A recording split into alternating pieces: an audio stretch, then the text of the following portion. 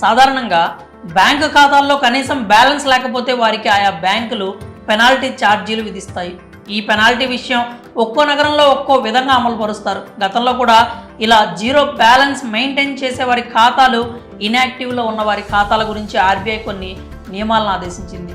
అయితే ఇప్పటికీ కొన్ని బ్యాంకులు మాత్రమే ఆ విధానాలను పాటిస్తున్నాయి. ఇక తాజాగా రిజర్వ్ బ్యాంక్ ఆఫ్ ఇండియా కీలక నిర్ణయం తీసుకుంది. 2 సంవత్సరాలుగా ఎలాంటి కనీస బ్యాలెన్స్ లేని అకౌంట్లపై ఎలాంటి పెనాల్టీ ఛార్జీలు విధించవద్దని బ్యాంకులకు ఆదేశాలు జారీ చేసింది. చాలా వరకు బ్యాంకుల్లో జీరో బ్యాలెన్స్ అకౌంట్స్ను మెయింటైన్ చేసుకునే అవకాశం ఉంటుంది. అయితే బ్యాంక్ అకౌంట్స్లో మినిమం బ్యాలెన్స్ను కూడా మెయింటైన్ చేయాలి. జీరో బ్యాలెన్స్ విషయమై శాలరీ అకౌంట్స్కు ప్రత్యేక హక్కు ఉంటుంది.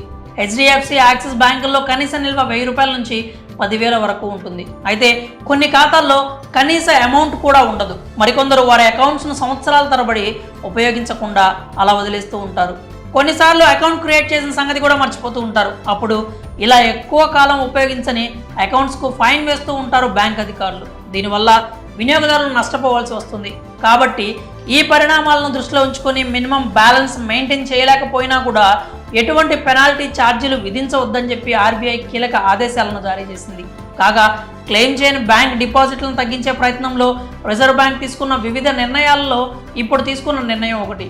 అలాగే తర్వాత ఆర్డర్లో స్కాలర్షిప్ నిధులను స్వీకరించడానికి క్రియేట్ చేసిన బ్యాంకు ఖాతాలను కూడా ఇన్యాక్టివ్ బ్యాంకు ఖాతాలుగా మార్చడానికి వీలు లేదని ఆర్బీఐ ఉత్తర్వులు జారీ చేసింది. సాధారణంగా 2 ఏళ్ల వరకు ఏదైనా బ్యాంకు ఖాతాను ఉపయోగించకపోతే బ్యాంకులు వాటిని పనిచేయని ఖాతాల కింద పరిగణిస్తాయి. దీని కారణంగా ఖాతాదారులు ఇబ్బంది పడాల్సి వస్తుంది. ఏదేమైనా ఆర్బీఐ తాజాగా తీసుకున్న నిర్ణయం ప్రస్తుతం వినియోగదారులకు పెద్ద రిలీఫ్నే ఇచ్చిందని చెప్పాలి.